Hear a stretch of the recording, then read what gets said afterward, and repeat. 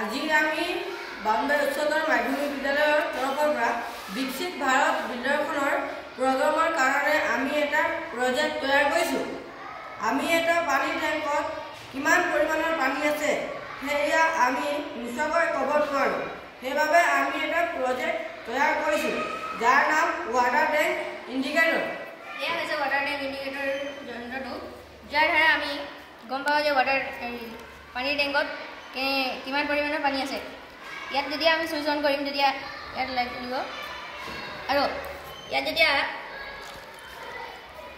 পানীৰ লেভেল কম থাকিব তেতিয়া আমাৰ ৰঙা লাইট জ্বলিব, যাৰ ফলত আমি গম পাম কি পানীৰ লেভেল ল' আছে। আৰু যেতিয়া নৰ্মেলত আছে, মানে আধা আছে পানী, তেতিয়া আমি গম পাম কি ৰঙা ব্লু লাইট, যাৰ ফলত নৰ্মেল আছে পানী। আৰু যেতিয়া পানী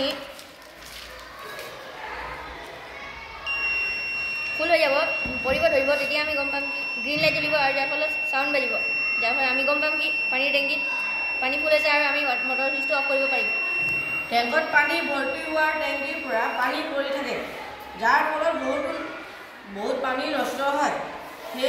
সেই পানী সংৰক্ষণৰ বাবে আমি ৱাটাৰ টেংক ইণ্ডিকেটৰটোৱে আমাক পানীৰ লেভেল কিমান আছে তাক আগতীয়াকৈ জনাই দিয়ে।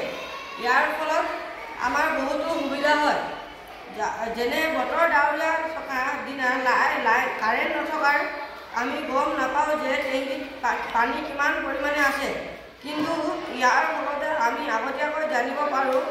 যদি পানী কম থাকে তেন্তে আমি আগতীয়াকৈ টেংকিত পানী সংৰক্ষণ কৰিব পাৰোঁ। ধন্যবাদ।